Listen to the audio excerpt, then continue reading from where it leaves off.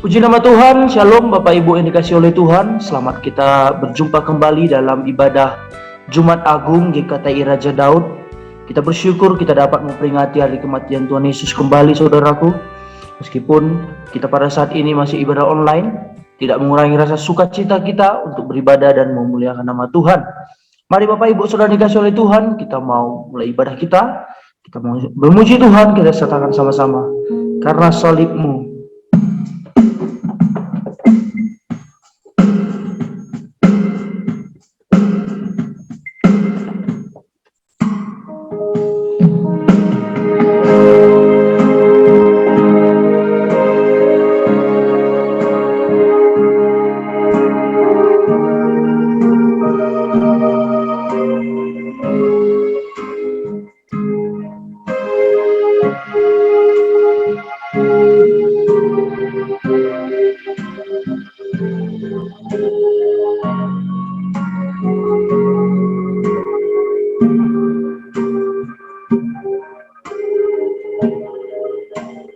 hanya Kau Tuhan hidupku, hanya Kau Tuhan hidupku.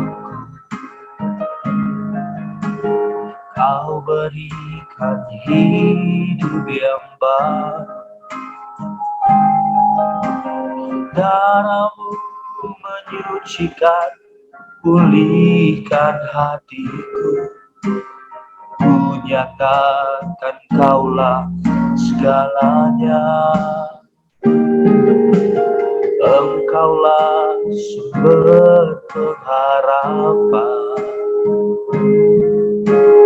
kuasa-Mu sanggup menyembuhkan.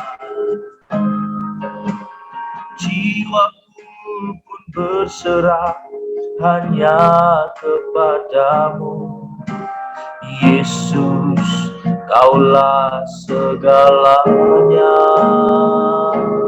Karena salib-Mu, karena salib-Mu,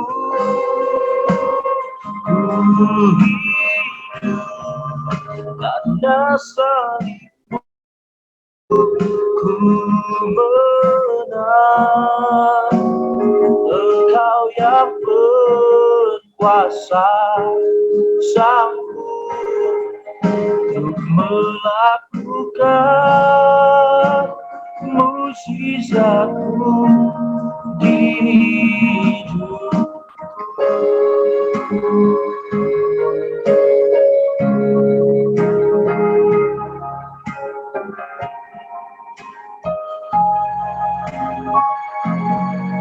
Engkaulah sumber pengharapan,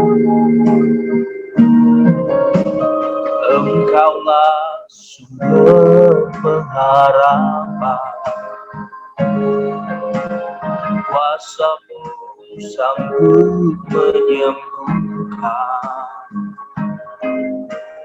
Jiwaku pun berserah hanya kepadamu. Yesus, Kaulah segalanya. Karena salib-Mu, ku hidup. Karena salib-Mu, ku menang. Engkau yang berkuasa, sanggup untuk melakukan mukjizat. Karena salib-Mu, karena salib-Mu, ku hidup. Karena salib-Mu, ku menang. Engkau yang berkuasa, sanggup untuk melakukan mukjizat. Sekali lagi, karena salib-Mu, karena salib-Mu,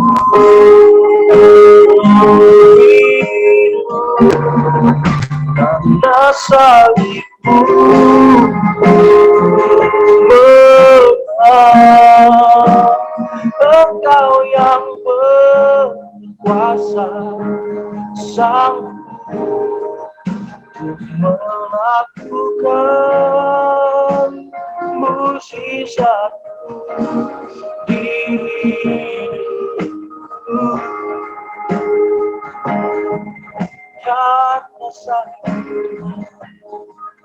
Karena sakit Yesus, terima kasih buat pengorbananmu.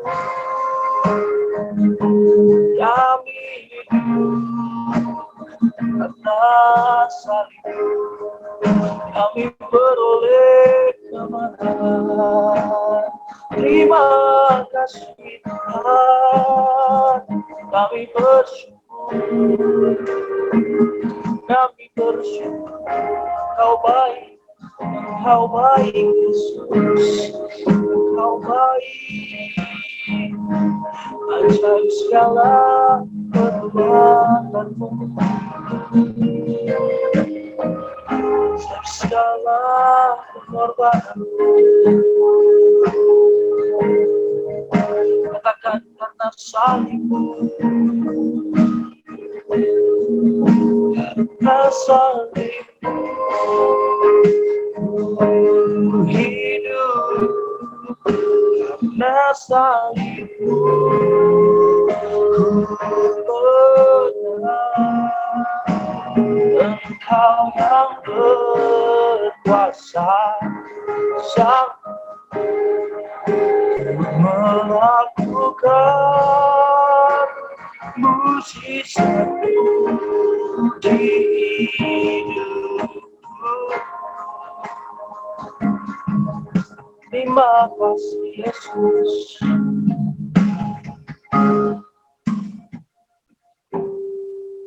Terima kasih Bapa yang baik dalam surga. Kami dapat merasakan kasih dan kebaikan-Mu Tuhan, di mana di hari kami memperingati hari kematian-Mu Yesus. Kami bersyukur kami masih ada pada saat pagi hari ini ya Tuhan Yesus.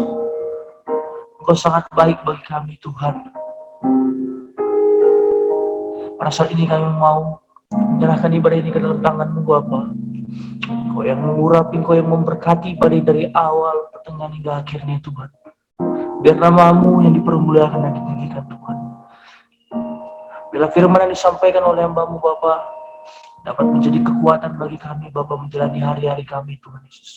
Bahwa kami percaya Tuhan, Engkau masih ada bersama-sama dengan kami Tuhan Yesus. Kami serahkan ibadah ini dalam tangan Bapa, dimanapun kami berada, kiranya kami semua dapat berkat yang sama daripada-Mu ya Tuhan. Dalam nama Tuhan Yesus, kami mulai ibadah ini dan kami mau bersuka cita memuliakan nama-Mu Tuhan.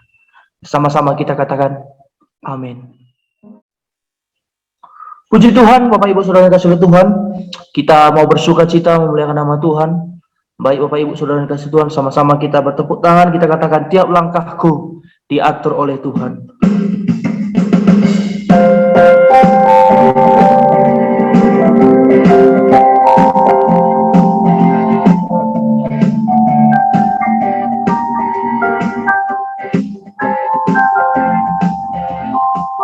Tiap langkahku diatur oleh Tuhan, dan tangan kasih-Nya memimpinku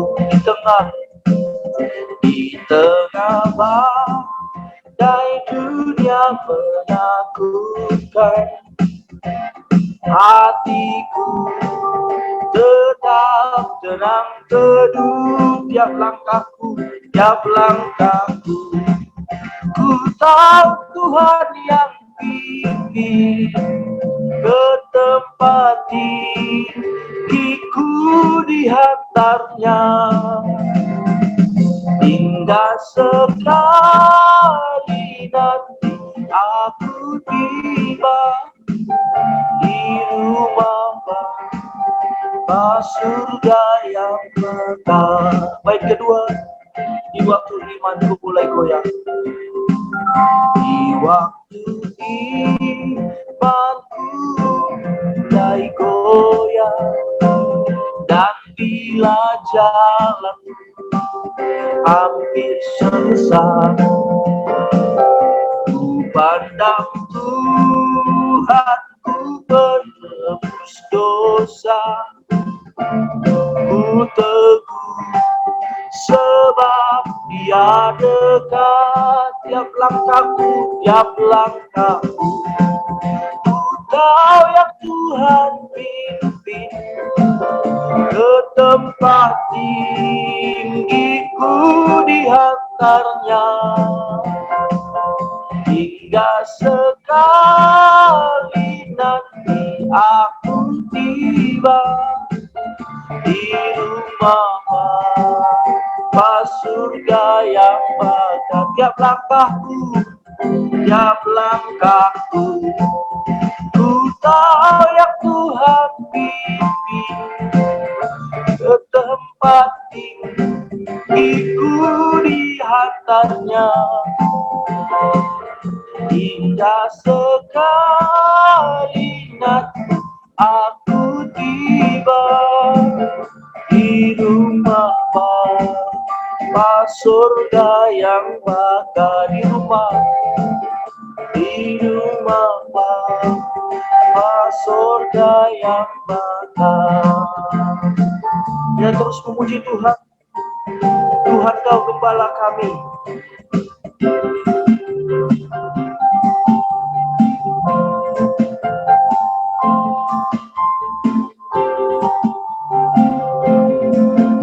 Tuhan, Kau gembala kami, tuntun kami domba-Mu.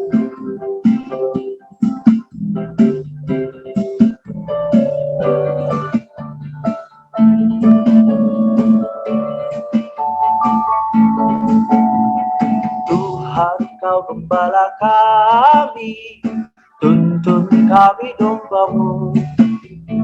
Berilah kami menikmati hikmat pengorbanan-Mu. Tuhan Yesus Juru Selamat, kami ini milik-Mu. Tuhan Yesus Juru Selamat, kami ini milik-Mu. Kau pengawal yang setia, Kau pengawal yang setia, hidup kami terdekat. Jauhkan kami dari dosa, panggil pulang yang sesat. Tuhan Yesus Juru Selamat, kami mohon beri berkat.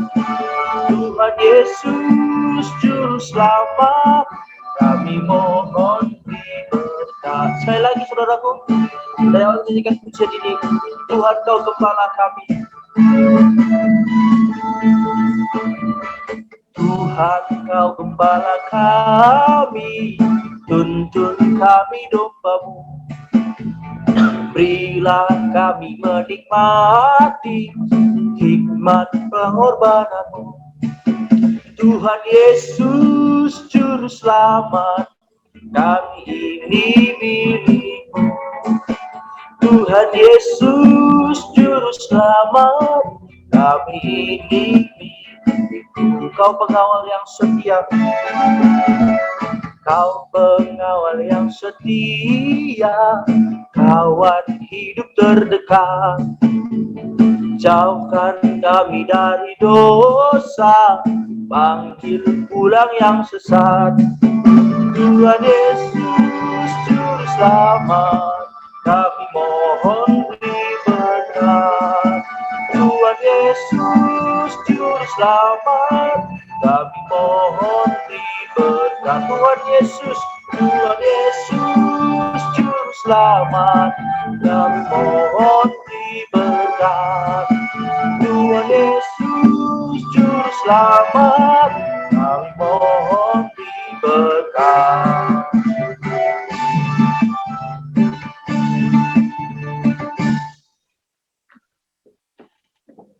Tiba saatnya kita mengakukan pengakuan iman rasuli kita.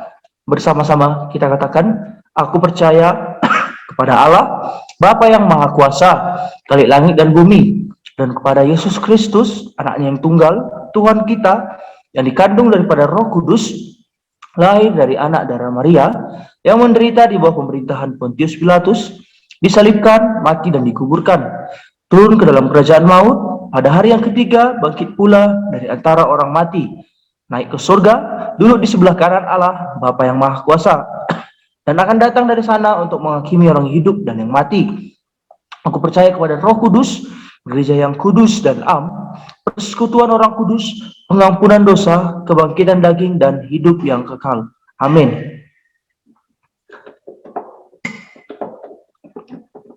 Baik saudaraku, tiba saatnya kita mau mendengarkan firman Tuhan pada pagi hari ini. Kita memuji Tuhan, kita katakan bukan dengan barang fana.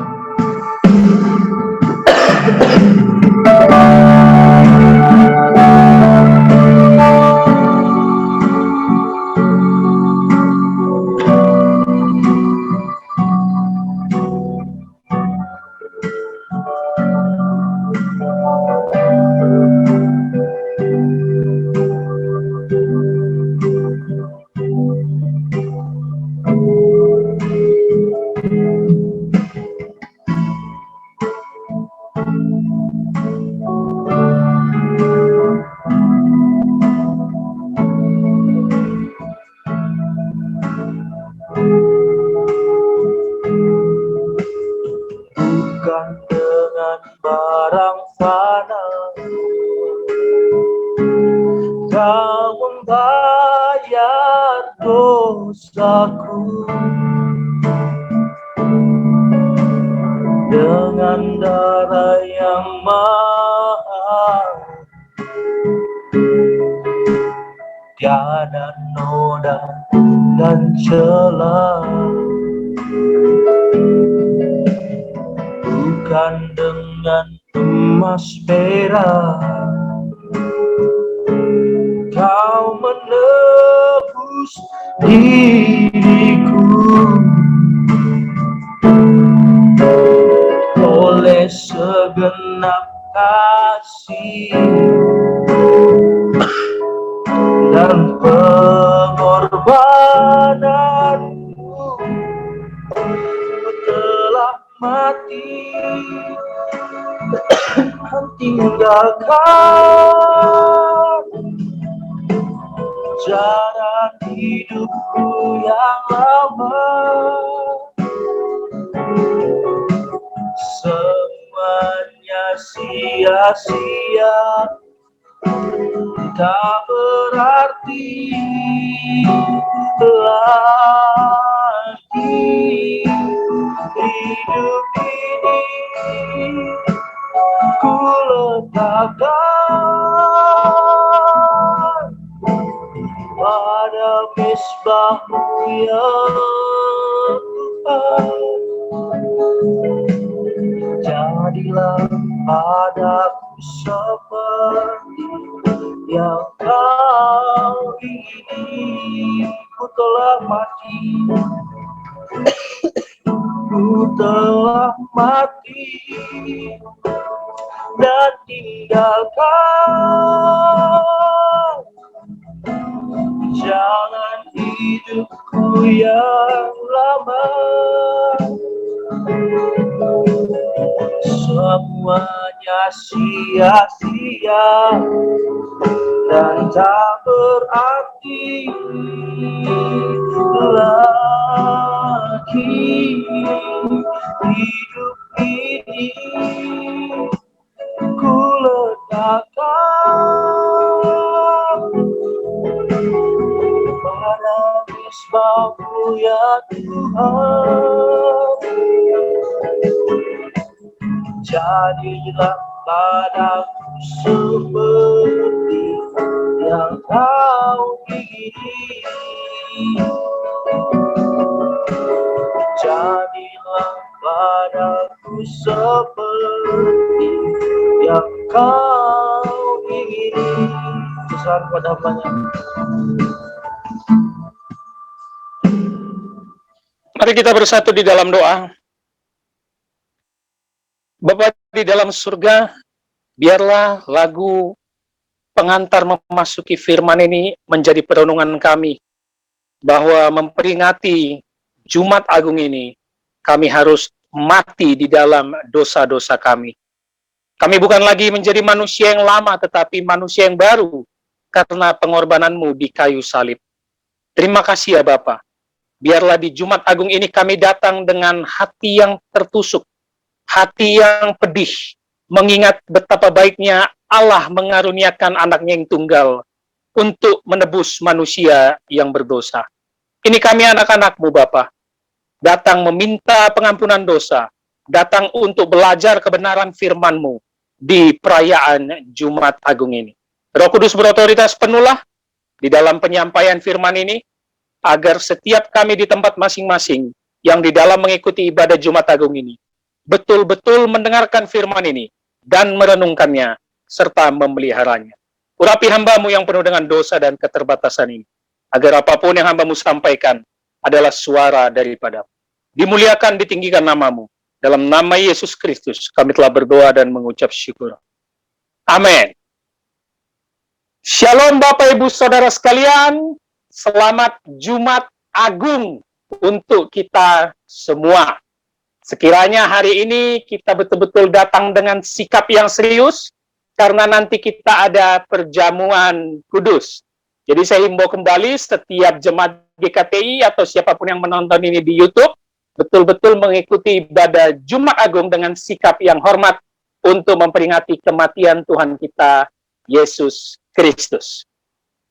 Walaupun Jumat Agung biasanya selalu perenungan firman Tuhannya dari peristiwa Yesus mati di kayu salib, tetapi kita GKTI Raja Daud berkomitmen kembali melanjutkan eksposisi Injil Markus kita yang di pasal 8, karena saya melihat masih ada kaitannya dan kita bisa mengambil maknanya nanti yang berkaitan dengan Jumat Agung.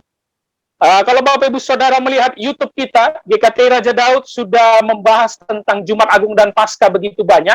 Saya suka judul yang pernah saya buat sekitar tahun 2020, Hell Come to Calvary. Ketika Yesus mati di kayu salib, neraka datang ke bukit Calvary atau bukit Golgota.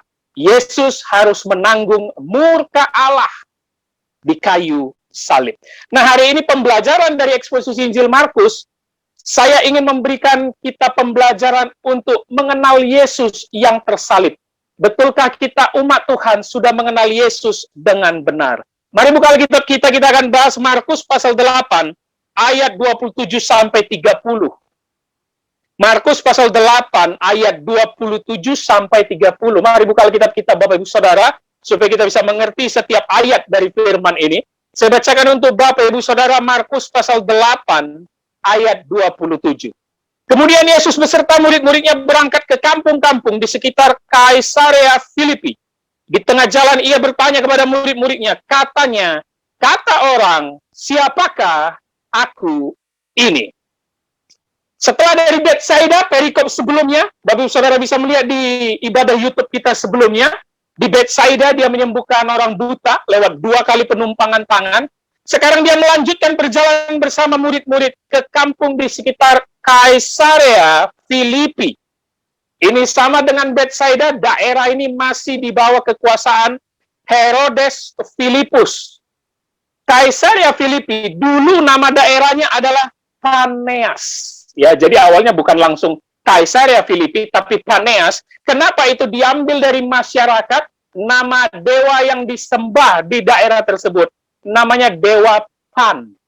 Dewa Pan itu setengah manusia, setengah kambing. Ya, jadi wujudnya setengah manusia, setengah kambing, sambil megang seruling. Kalau Bapak Ibu Saudara pernah nonton film horor, atau ada lukisan-lukisan zaman dahulu, ada wujud setengah manusia, setengah kambing, sambil megang seruling. Itu namanya Dewa Pan. Jadi daerah Kaisarea Filipi adalah daerah penyembahan berhala. Banyak berhala, banyak dewa-dewa. Bukan daerah orang Yahudi, ini daerah tanah asing.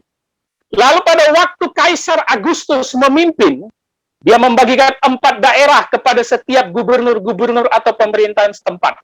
Dia memberikan daerah kepada Herodes Agung, yang tentunya adalah bapak dari Herodes Filipus. Lalu Herodes Agung memberikan daerah Kaisarea Filipi atau Paneas kepada Herodes Filipus, anaknya. Makanya kata awal adalah Kaisarea yang artinya kaisar.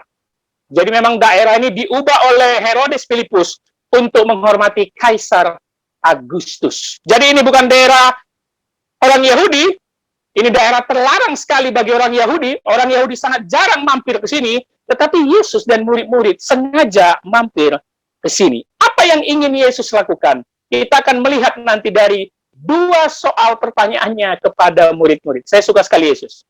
Di dalam menguji murid-murid, saat membuat ujian, dia nggak perlu buat banyak pertanyaan. Hanya dua soal. Yang pertama, kita lihat lanjutan kalimatnya. Di tengah jalan, ia bertanya kepada murid-muridnya. Katanya, kata orang, siapakah aku ini? Pertanyaan pertama. Kata orang, siapakah aku ini? Jadi sambil berjalan di daerah penyembahan berhala, di daerah banyak dewa, Yesus bertanya, kata orang, siapakah aku ini? Adalah percakapan tektok atau tanya jawab dengan murid-murid, ya. Pertanyaan yang langsung dijawab. Yesus bertanya ini ingin menguji murid-murid sampai di mana pemahamannya. Apakah mereka samar-samar seperti orang buta di perikop sebelumnya? Bagaimana mereka mengenal Yesus setelah 2,5 tahun perjalanan? Sudah setengah perjalanan sebelum Yesus akan mati di kayu salib. Kata orang, siapakah aku? Kata orang, siapakah Yesus itu? Bapak, Ibu, Saudara, bukankah ini menjadi pertanyaan seluruh orang di dunia sampai sekarang? Sudah 2000 tahun lebih, tapi sampai sekarang Yesus masih dibicarakan. Tetapi pertanyaan pertama, Yesus bertanya di luar circle, ya. Di luar ring satu. Kata orang, itu kan di luar mereka, ya. Karena ring satunya adalah murid-murid. Kata orang, siapakah aku ini? Apakah Yesus ingin mendengar jawaban murid-murid tentang pendapat mengenai dia dari orang Herodes, ahli Taurat, Farisi, Saduki? Makanya Yesus mencobai murid-murid, menguji, ngetes, ujian, apakah betul mereka memahami Yesus. Kita lihat jawaban murid-murid di ayat 28-nya. Jawab mereka, ada yang mengatakan Yohanes Pembaptis, ada juga yang mengatakan Elia, ada pula yang mengatakan seorang daripada para nabi. Jadi ada 3 jawaban. Yohanes Pembaptis, Elia, seorang dari para nabi. Kenapa Yohanes Pembaptis? Mungkin murid-murid masih mendengar kabar burung atau isu dari Herodes yang berpikir Yohanes Pembaptis bangkit lagi. Kita sudah melewati perikop itu di Injil Markus sebelumnya, ya. Dia ketakutan bahwa Yohanes Pembaptis bangkit lagi. Padahal itu adalah Yesus. Kenapa Yesus diidentikan dengan Yohanes Pembaptis? Gaya pelayanannya sama. Menyuarakan pertobatan, menyuarakan kerajaan Allah dengan gaya yang radikal, ya. Suara nabi yang begitu menghentakkan semua pendengar pada zaman mereka. Ingat, sebelum Yohanes Pembaptis datang 400 tahun Allah tidak mengirim nabi. 400 tahun Allah berdiam kepada umatnya. Makanya ketika Yohanes Pembaptis dan Yesus datang, mereka berpikir ini adalah orang dari Allah atau nabinya Allah. Yesus dipikir Yohanes Pembaptis, tapi tentu tidak. Karena Markus sudah mencatat Yohanes Pembaptis adalah pembuka jalan bagi kedatangan Yesus. Yohanes Pembaptis sendiri mengaku apa? Membuka tali kasutnya pun aku tidak layak. Berarti Yesus bukan Yohanes Pembaptis. Tapi gaya pelayanannya sama, yaitu menyuarakan pertobatan dengan radikal. Lalu yang kedua apa? Ada juga yang mengatakan Elia. Ini nggak sepenuhnya salah, Bapak Ibu Saudara. Kenapa? Karena dalam perjanjian lama, khususnya di kitab Zakaria, pasal 3 dan 4, dikatakan Elia akan datang kembali sebagai pembuka jalan kedatangan Mesias. Itu adalah nubuatan Nabi Zakaria. Elia akan datang kembali. Dan kita harus tahu kisah Nabi Elia. Dia tidak mengalami kematian, tetapi langsung diangkat Allah menuju surga. Sehingga umat Yahudi memiliki pemahaman bahwa Nabi Elia akan datang lagi seperti Mesias. Padahal Nabi Zakaria menunjuk Elia di situ sudah pasti digenapi dalam diri Yohanes Pembaptis. Yohanes Pembaptis adalah orang yang membuka jalan sebelum kedatangan Mesias, yaitu Yesus Kristus. Jadi nubuatan Elia di kitab Zakaria itu bukan kepada Yesus, melainkan kepada Yohanes Pembaptis. Lalu kenapa juga dikatakan Elia? Tentu gaya pelayanan yang melakukan mukjizat. Bapak Saudara perlu tahu ya, perjanjian lama, orang pilihan Tuhan, nabi, sangat sedikit melakukan mukjizat. Perhatikan saja. Jadi kalau kita banyak ngomong mukjizat membahas tentang kekristenan, Anda akan mentok di perjanjian baru, yaitu Yesus ya, dengan murid-murid. Karena perjanjian lama sangat sedikit. Hanya dilakukan oleh Elia dan Elisa. Jadi sangat sedikit mukjizat pada zaman itu di perjanjian lama. Sehingga ketika Yesus datang, begitu banyak mukjizat yang dia lakukan. Wow, ini Elia yang dinubuatkan, dan dia sudah datang kembali. Padahal nubuatan itu menunjuk kepada Yohanes Pembaptis. Lalu yang ketiga apa? Ada pula yang mengatakan seorang dari para nabi. Kalau Injil Matius lebih jelas dikatakannya, Yeremia. Tapi kalau Markus, ada pula yang mengatakan seorang dari para nabi. Apakah Yesus nabi? Jelas. Yesus adalah nabi, dia adalah raja, dia adalah imam. Semua gelar-gelar itu dipegang oleh Yesus. Dia menyuarakan pertobatan, dia menyuarakan kerajaan Allah, dia menyuarakan suara Bapaknya. Jelas dia adalah nabi. Dalam budaya Yahudi, pemahaman sebelum pembuangan dan setelah pembuangan, kita tahu itu adalah posisi Yeremia di perjanjian lama. Dia tidak ikut ke dalam pembuangan, tapi dia melihat umatnya mengalami pembuangan ke Babel. Mereka memiliki budaya dan tradisi bahwa Yeremia suatu saat akan memulihkan kerajaan Israel sebelum Mesias datang. Yang kita tahu Yeremia sendiri sudah meninggal ya. Tetapi yang dimaksud memulihkan kerajaan Israel pasti dilakukan secara politik. Tetapi Mesias datang untuk memulihkan secara rohani. Jadi banyak sekali pemahaman. Kata orang, siapakah aku ini? Coba kita tarik sekarang konteksnya ke zaman sekarang, Bapak Ibu Saudara. Kalau itu konteks di zaman Yohanes Pembaptis, Elia, Yeremia, dan para nabi. Yuk kita tarik ke zaman sekarang, kita bawa lagi pertanyaan nomor 1 Yesus. Kata orang, siapakah aku? Ada yang bilang hanya nabi, salah satu nabi. Ya kan? Ada yang bilang hanya guru agung, pengajar yang bijaksana, sama seperti filsuf-filsuf kuno. Ada yang bilang orang sakti, pembawa mukjizat. Kalau umat Kristen langsung mengaku, dia adalah Tuhan dan Juru Selamat. Kata orang, siapakah aku ini? Tetapi intinya, Yesus langsung masuk ke pertanyaan kedua, yaitu ayat 29. Perhatikan Bapak Saudara. Ia bertanya kepada mereka, tetapi apa katamu? Siapakah aku ini? Maka jawab Petrus, engkau adalah Mesias. Bapak Ibu Saudara, lihat pergantian pertanyaan dari nomor 1 ke 2 begitu cepat dilakukan Yesus. Yesus tidak mengcounter jawaban murid-murid yang berkata dia Yohanes Pembaptis, dia Elia, atau dari seorang nabi. Enggak, dia nggak perlu membahas itu. Dia langsung menggantinya apa? Tetapi apa katamu? Siapakah aku ini? Dari kata orang menjadi katamu. Sekarang masuk ke circle nomor 1. Ring nomor 1. Murid-murid yang mengikuti dia selama ini. Bapak Saudara, di perayaan Jumat Agung ini, dengan menonton khotbah ini, saya lempar pertanyaan yang sama. Katamu, siapakah Yesus ini?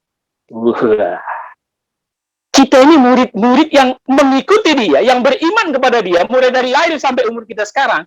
Betulkah kita sudah mengenal dia? Ini tema yang ingin saya bawakan di Jumat Agung ini. Jangan kita hanya sibuk di dalam tradisi Jumat Agung ya. Sibuk dalam peristiwa salib ya. Datang ibadah pakai baju hitam ya. Berkabung, berbuka begitu ya. Atau nanti setelah pulang gereja sambil makan lapet gitu, diputarkan film Passion of the Christ. Sewaktu peristiwa penyaliban, langsunglah mulai tutup-tutup mata, sedih-sedih nggak mau nonton. Kenapa tradisi itu berulang-ulang, tetapi kita nggak kenal siapa Yesus? Katamu, siapakah aku ini? Apakah dia Tuhan yang selalu mengabulkan doamu, Bapak Ibu Saudara? Tuhan, terima kasih untuk rezeki, terima kasih untuk kesehatan, anakku baik-baik, masuk sekolah terbaik, masuk universitas terbaik, sudah dapat pekerjaan yang terbaik, sudah dapat jodoh yang terbaik. Baik sekali kau Tuhan, terkabul semua doamu. Apakah memang itu Yesus yang mengabulkan doa kita? Atau kebalikannya, apakah Yesus yang tidak pernah mengabulkan doamu sehingga engkau menderita sekarang? Apakah dia Yesus yang selalu menyembuhkan penyakitmu ketika engkau terbaring di rumah sakit, divonis dokter, tidak lama lagi umurmu? Berbagai macam jawaban mengenai Yesus. Jangan pikirkan Yesus di kayu salib, hanya soal di Jumat Agung. pengenalan Yesus harus menyeluruh sampai akhir hidup kita. 2,5 tahun perjalanan mengikut Yesus 24 jam, murid-murid ingat ya 24 jam ya. Mereka itu bukan kayak les, datang, pulang, enggak, 24 jam. Yesus bertanya, katamu siapakah aku itu? Sehingga masuk kita ke dalam konteks di ayat awalnya, di daerah Kaisarea Filipi, yang banyak dewa. Seakan-akan Yesus ingin mendeklar, di daerah yang begitu banyak Tuhan dan dewa ini, kau kenal nggak siapa Tuhan yang sebenarnya?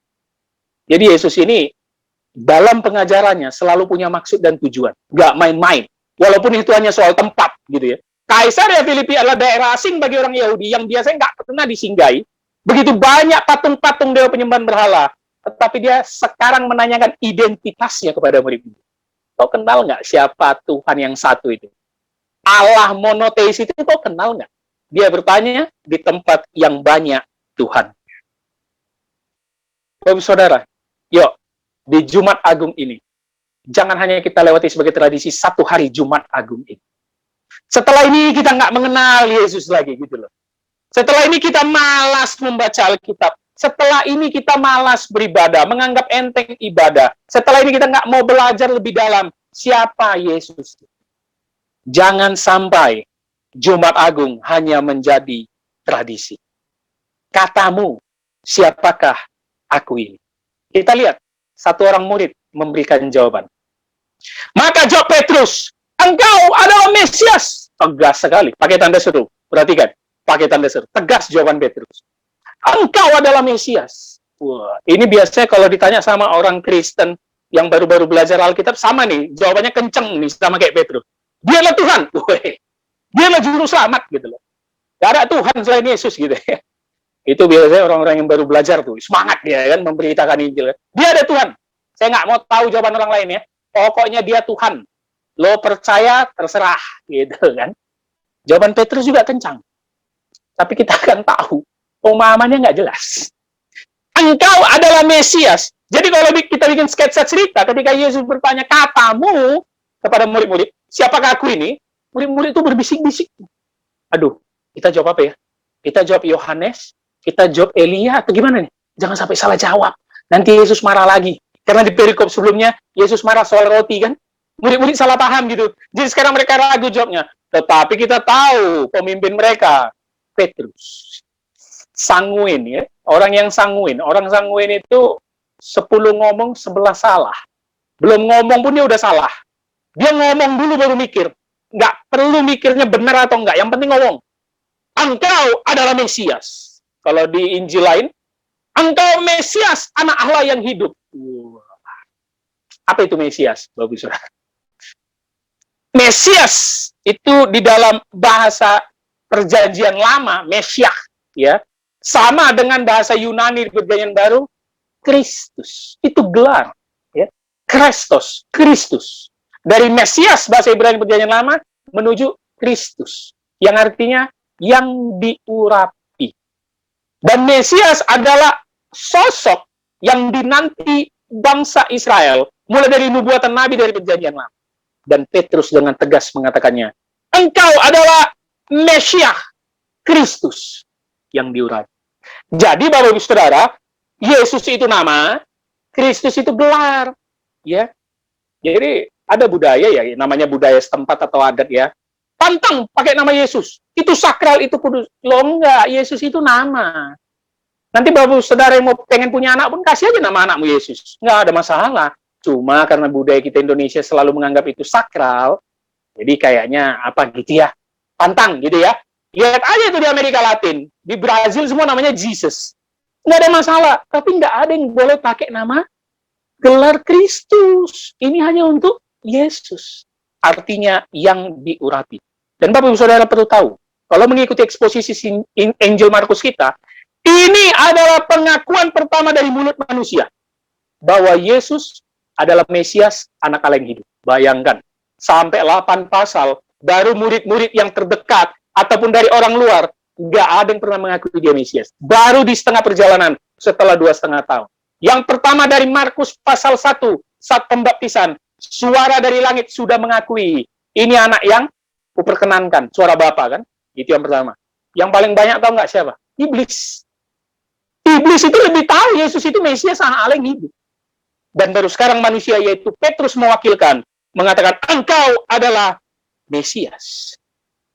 Benarkah Petrus tahu apa makna Mesias? Nah, kita akan lihat jawabannya nanti di ibadah Paskah. Kita akan tetap melanjutkan eksposisi Injil Markus ini. Benarkah Petrus tahu apa itu Mesias? Apakah dia asal ngomong? Benarkah dia tahu bahwa Yesus yang diurapi, yang dinanti dari nubuatan Nabi Perjanjian Lama? Jangan-jangan pemikirannya Mesias berbanding terbalik. Dan memang berbanding terbalik. Bapak Saudara, benarkah kau mengaku Yesus Tuhan? Tapi tahukah kau, betulkah dia Tuhan? Apa alasanmu mengatakan Yesus Tuhan? Benarkah pengorbanannya di kayu salib hari ini di Jumat Agung menyatakan bahwa dialah Tuhan? Kalau saja Bapak Saudara berpikir kritis, Tuhan macam apa yang lemah mati di kayu salib? Tuhan itu selalu punya ide yang superhero, yang hebat, yang sekali jentik hancur semua kayak Thanos. Iya kan? Tuhan macam apa yang mati di kayu salib? Nah, perenungan Jumat Agung harus membuat kita berpikir sekritis itu, Bapak Saudara. Kalau Bapak Saudara dan anak-anak muda hanya datang ke gereja, mengikuti mama bapak pakai baju hitam, nyanyi, dengar khotbah main handphone, tapi ngakunya bikin status di Facebook, Instagram, selamat Jumat Agung, Good Friday. Alamak, engkau belum mengenal Yesus. Sayang sekali, engkau belum mengenal Yesus. Saya akan berikan pertanyaan Yesus kepadamu. Katamu, siapakah aku itu? Saya selalu berulang kali berkata di khotbah, jangan jadi Kristen tradisi, agamawi. Jangan. Pahami maknanya. Saya suka pertanyaan Pontius Pilatus sebelum dia menyerahkan Yesus untuk dihukum.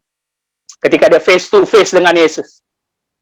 Ketika Yesus berkata, aku datang untuk menyuarakan kebenaran. Apa pertanyaan Pontius Pilatus? Apa itu kebenaran? Oh, itu keren sekali, Bapak Saudara. Dari satu ayat Pontius Pilatus mengatakan, apa itu kebenaran? Bapak Ibu Saudara bisa mengeksposisi dan menjelaskannya setengah jam sampai 1 jam. Apa itu kebenaran? Kita ini selalu orang Kristen gampang sekali ngomong, Yesus mati di kayu salib, menebus dosaku, karena dialah Tuhan, jalan hidup, jalan kebenaran. Kebenaran itu apa? Saya mau katakan ya, di dalam peristiwa Jumat Agung, peristiwa salib kematian Yesus, kebenaran itu bermata dua. Kebenaran yang mematikan, yaitu bahwa Yesus sang kebenaran dihukum mati.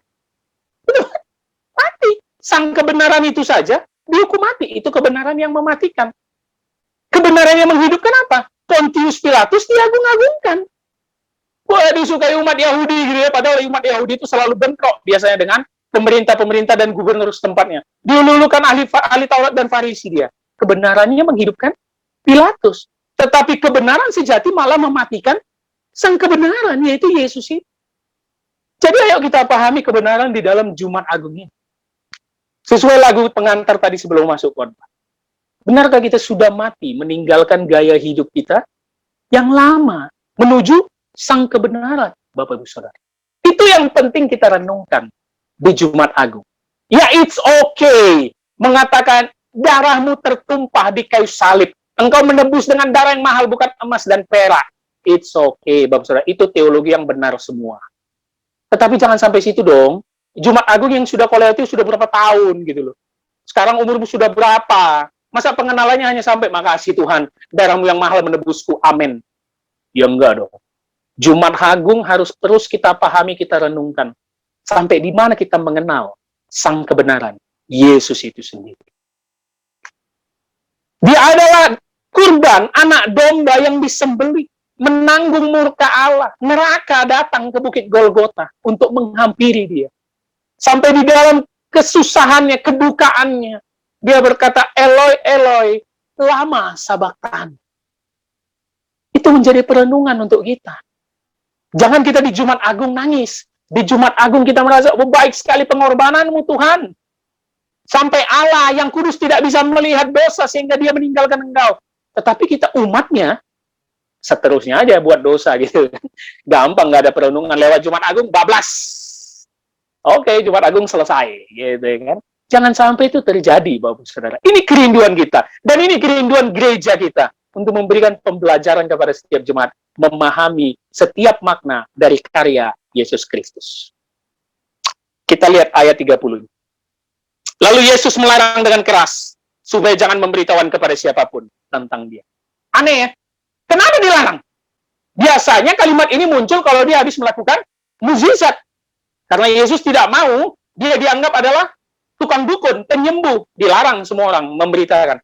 Tetapi omongan Petrus itu kan betul. Engkau adalah Mesias. Kok dibilang Yesus melarang keras supaya jangan diberitahu? Karena Bapak Ibu Saudara, nanti ikuti ibadah Paskah, kita akan melanjutkan ayatnya.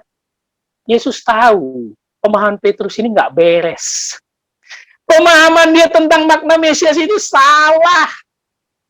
Dia bukan memikirkan apa rencana Allah tentang Mesias, tetapi dia memikirkan Mesias di dalam pikirannya. Mesias yang superhero, Mesias yang bisa mengalahkan orang lain. Yesus harus jadi raja kita. Dia hebat, dia bisa melakukan segala sesuatu. Dengan jentikan tangan dia bisa melakukan mujizat. Beres perkara kita. Kita punya pemimpin baru. Itulah pemahaman Petrus yang akan kita bahas berikutnya nanti. Makanya dia bilang, gak usah beritahu lah, gak usah. Gak usah Petrus, gak usah. Murid-murid diam, gak usah, belum. Kalian ternyata belum. Kalian ini masih sama seorang buta di perikop sebelumnya yang samar-samar memahami itu.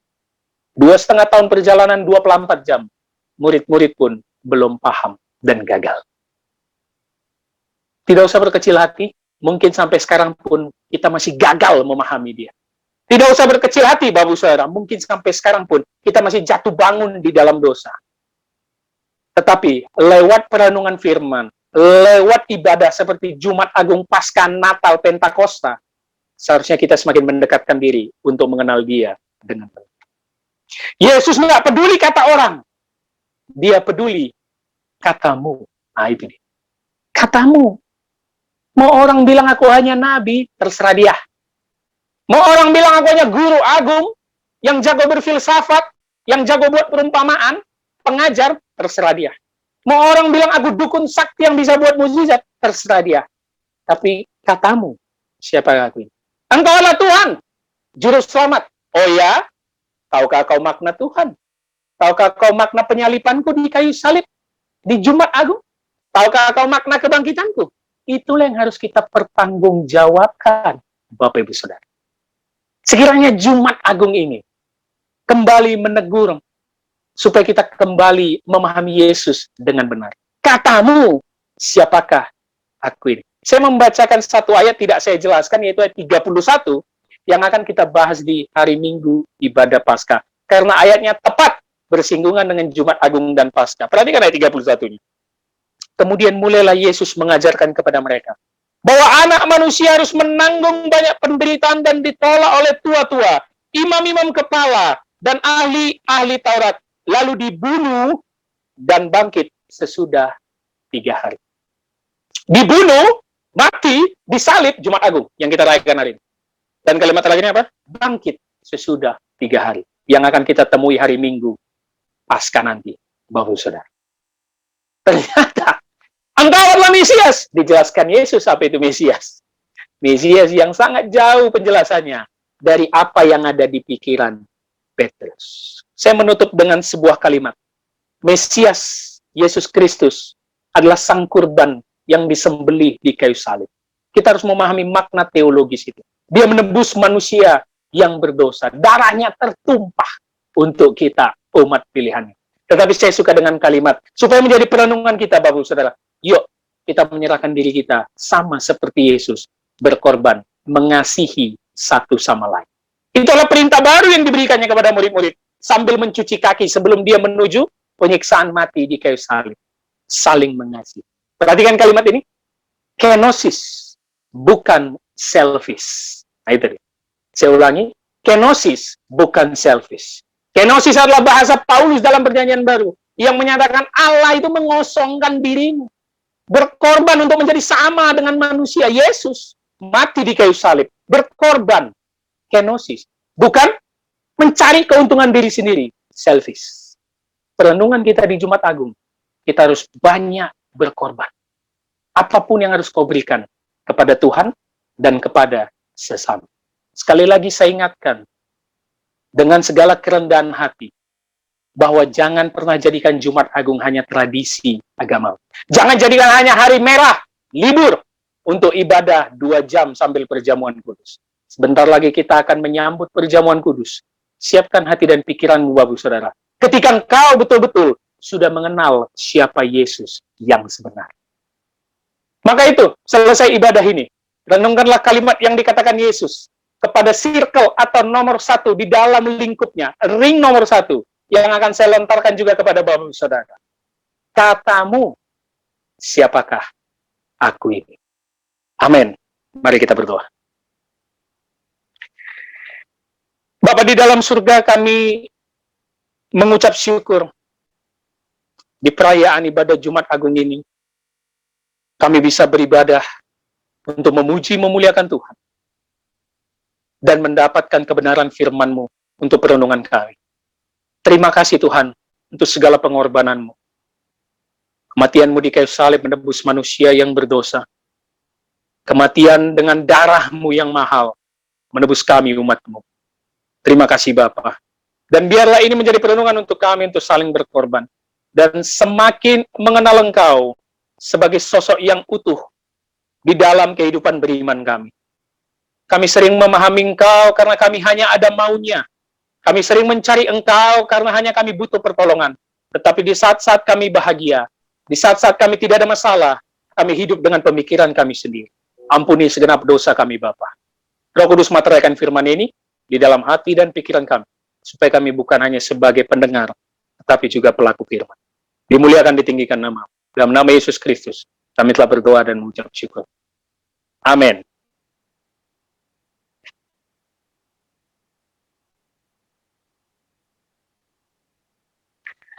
Bapak Ibu Saudara yang ada di rumah, hari ini kita merayakan Jumat Agung, yang dimana kita juga melakukan perjamuan kudus. Maka kita siapkan hati dan pikiran kita bersiap memasuki prosesi perjamuan kudus. Bagi Bapak Ibu Saudara yang di rumahnya memang ada hosti dan anggur, bisa diambil. Tetapi penggantinya juga tidak ada masalah. Entah Bapak Ibu Saudara punya wine sendiri, atau dengan roti tawar juga tidak ada masalah. Kita yang tahu adalah maknanya di dalamnya, bahwa Kristus hadir di dalam perjamuan kudus di tempat masing-masing. Oleh karena itu, sebelum kita memasuki tata cara, mari kita bernyanyi satu lagu yang akan dibawakan oleh pemusik kita.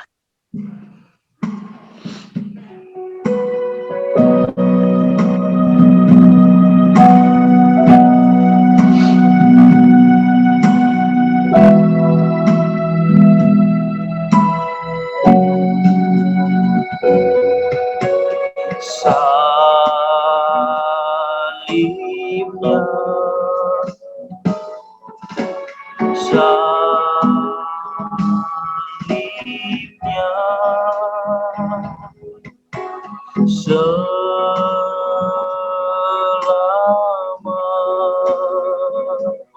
mulia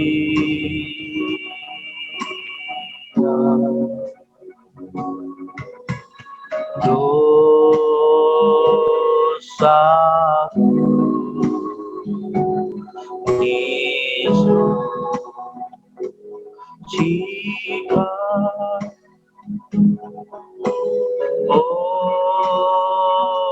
oleh darah Yesus, sekali lagi, salibnya, salibnya,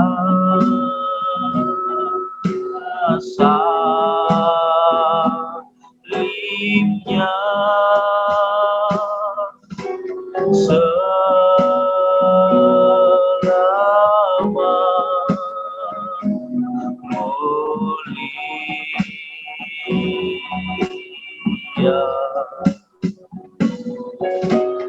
dosaku, disuci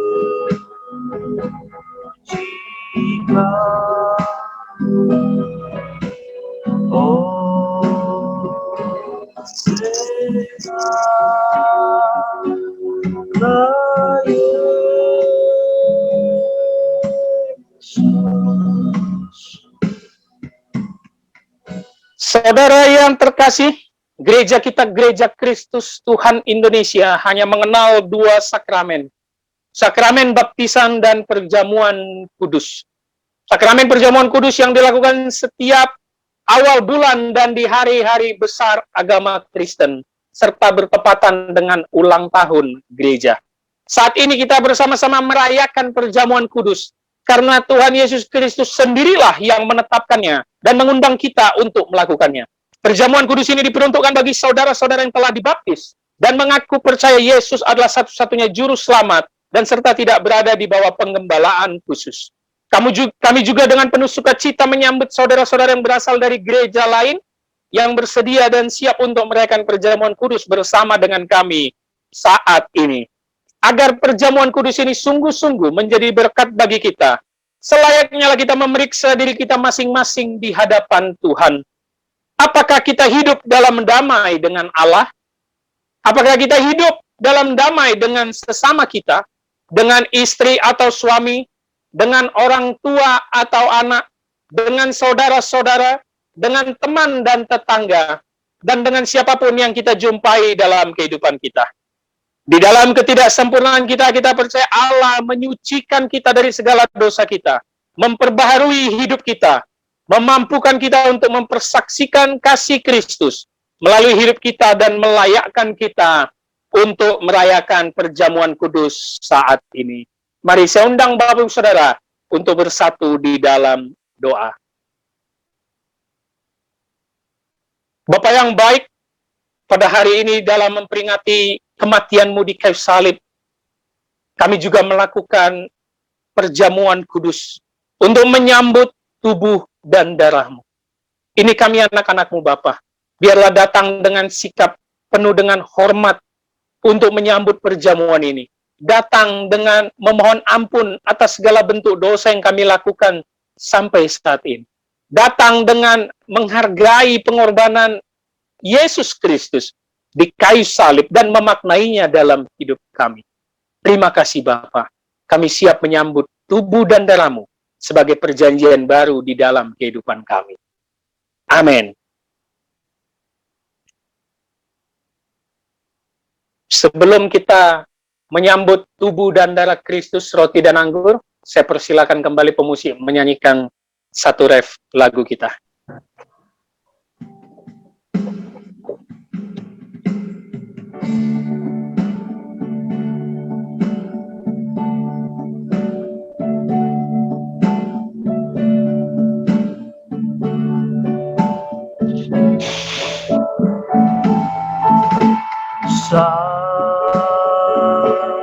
Salibnya, salibnya,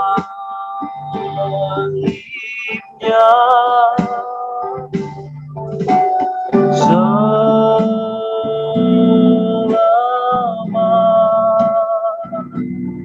mulia.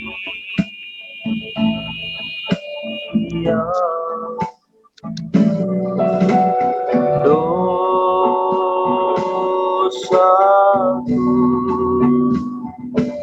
disucikan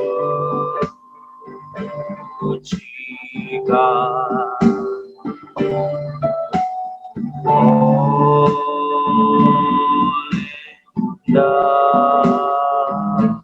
darah Yesus.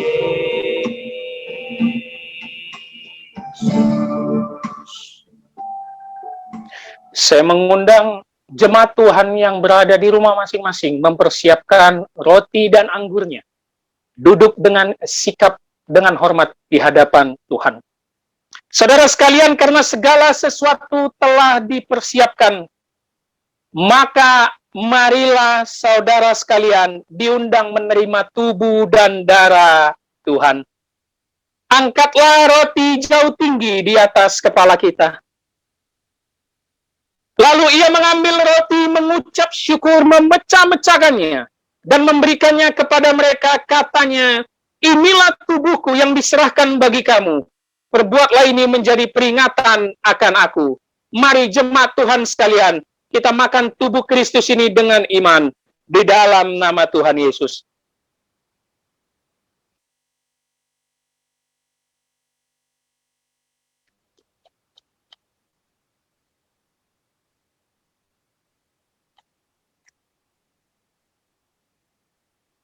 Amin. Angkatlah anggur jauh tinggi di atas kepala kita. Demikian juga dibuatnya dengan cawan sesudah makan. Ia berkata, cawan ini adalah perjanjian baru oleh darahku yang ditumpahkan bagi kamu. Jemaat sekalian, marilah kita minum darah Kristus dengan iman di dalam nama Tuhan Yesus.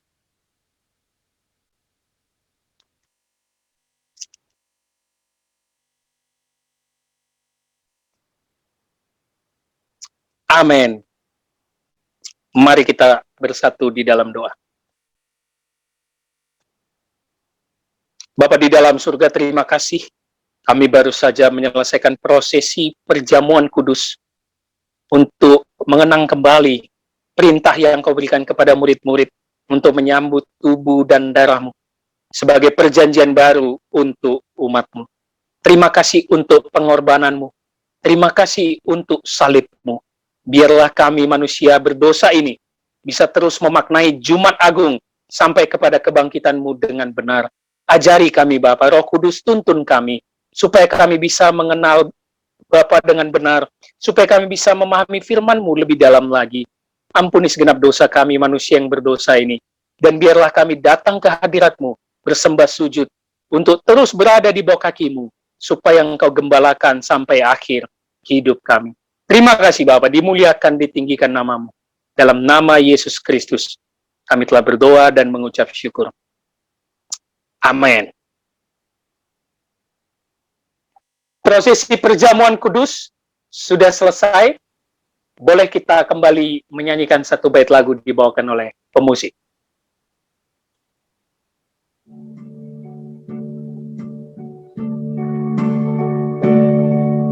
Telah kulihat bukti kasih-Mu,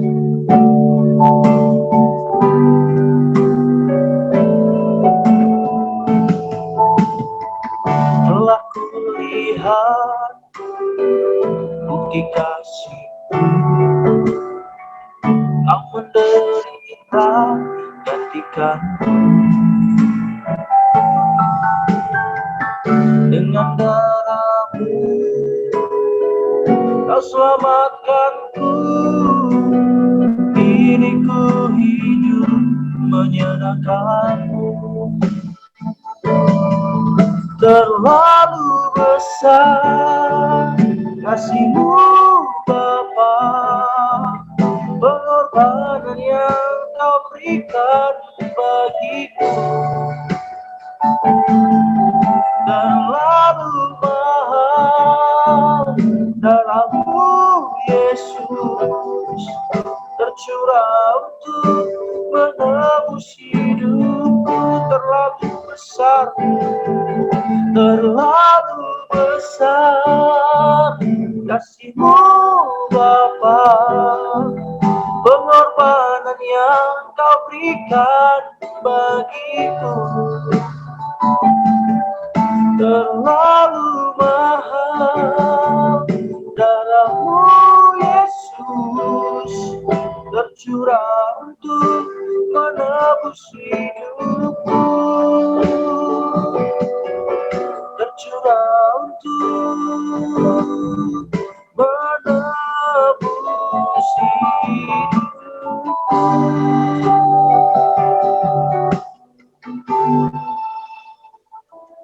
Mari kita akhiri ibadah kita bersatu di dalam doa. Bapa di dalam surga, kami mengucap syukur di dalam ibadah Jumat Agung ini. Kiranya nyanyian pujian kami, Tuhan terima menjadi kesukaan Tuhan, menjadi dupa yang harum di hadapan-Mu. Dan firman yang ditabur bisa dimateraikan Roh Kudus dalam hati dan pikiran kami. Supaya di dalam ibadah Jumat Agung ini, kami bisa mengenal Yesus sebagai Mesias, sebagai kurban yang tersalib menebus manusia yang berdosa. Terima kasih Bapa buat segala pengorbanan-Mu. Hamba-Mu berdoa buat rekan-rekan setiap jemaat yang beribadah di rumah masing-masing. Agar di dalam ibadah Jumat Agung sampai Paskahnya nanti, kami dengan hati yang serius, dengan segenap hati, jiwa, dan nakal budi kami, bisa datang ke hadirat Tuhan dan memuliakan Tuhan. Hamba-Mu berdoa buat semua rekan-rekan yang membantu pelayanan GKTI Raja Daud, yang memberi persembahan untuk GKTI Raja Daud. Kiranya Tuhan berkati keluarganya, Tuhan berkati pekerjaannya, rezekinya, anaknya, jodohnya, dan apapun yang menjadi pergumulan mereka. Tuhan yang melihat hati mereka dan memberikan mereka kekuatan, kesabaran, serta jalan keluar. Bapa, berkatilah gereja yang Kau percayakan kepada kami, gereja-Mu GKTI Jemaat Raja Daud. Biarlah kami hanya hamba-Mu, alat-Mu, bisa setia di dalam pelayanan ini, untuk menjalankan segala bentuk visi, misi, dan program dari gereja ini. Terima kasih Bapa buat segala kebaikan-Mu. Hamba-Mu berdoa buat rekan-rekan, teman atau keluarga kami yang dalam keadaan sakit. Biarlah tangan Tuhan yang menjamah mereka, memberikan mereka kekuatan, kesehatan, dan kesembuhan, agar bisa beraktivitas kembali dan beribadah bersama kembali. Hamba-Mu berdoa buat bangsa kami, bangsa Indonesia, mulai dari pemerintahan pusat sampai daerahnya. Kiranya berkat Tuhan turun atas bangsa Indonesia ini. Tuhan yang memakai pemerintahan kami agar bekerja dengan baik, bekerja dengan jujur, bersinergi, dan takut akan Tuhan. Apapun masalah yang ada di bangsa ini, kiranya Tuhan yang bisa membantu semua pemerintahan menyelesaikannya dengan baik. Hamba-Mu berdoa buat kami anak-anak-Mu di bangsa ini. Biarlah kami menunjukkan kasih Kristus, menunjukkan terang Kristus, supaya banyak jiwa datang kepadamu, bertekuk lutut, dan mengaku hanya Yesuslah Tuhan dan Juru Selamat dunia. Terima kasih Bapa buat semuanya. Sebelum kami menerima berkat Tuhan, mari jemaat Tuhan, dimanapun kita berada, kita sama-sama berdoa, doa yang diajarkan oleh Tuhan Yesus. Bapa kami yang di sorga, dikuduskanlah namamu, datanglah kerajaan-Mu, jadilah kehendak-Mu di bumi seperti di sorga. Berikanlah kami pada hari ini makanan kami yang secukupnya, dan ampunilah kami akan kesalahan kami, seperti kami juga mengampuni orang bersalah kepada kami. Dan janganlah membawa kami ke dalam pencobaan, tetapi lepaskanlah kami daripada yang jahat, karena Engkau yang punya kerajaan, dan kuasa, dan kemuliaan sampai selama-lamanya. Amin. Arahkanlah hatimu dan terimalah berkat Tuhan. Tuhan memberkati engkau dan melindungi engkau. Tuhan menyinari engkau dengan wajahnya dan memberi engkau kasih karunia. Tuhan menghadapkan wajahnya kepadamu dan memberi engkau damai sejahtera. Amin. Bapa, terima kasih. Bapa, terima kasih. Bapa, di dalam surga, ku berterima kasih.